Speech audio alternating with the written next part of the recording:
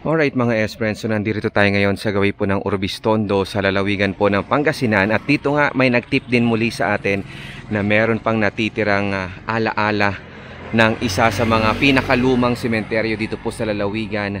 At talaga makikita ninyo, nandito pa rin, buo pa rin talaga mga S-Friends, yung ladrilyo na sementeryo nila dito.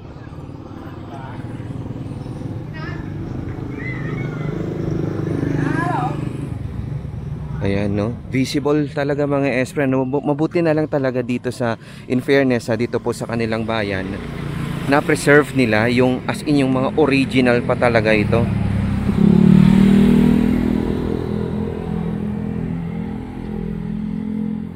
Nga lang, syempre sa katandaan, hindi na maiiwasan talagang meron at meron talagang mawawasak.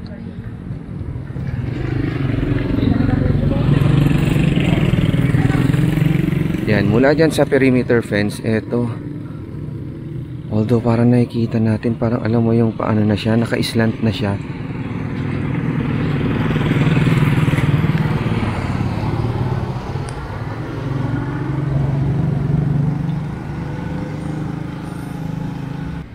So ito lang talaga yung katangi-tangi at natitira dito mga S-Friend na memory nito.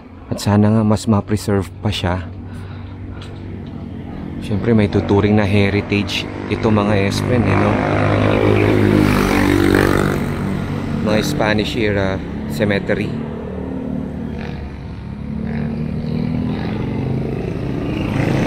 Ayan.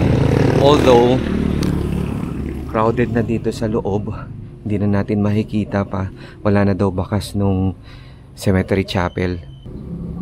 So basically kapag ganun pag in-establish yung tag dito, yung simbahan, hindi nagkakalayo ng taon kung kailan in-establish or itinayo din yung mga ganitong klaseng sementeryo.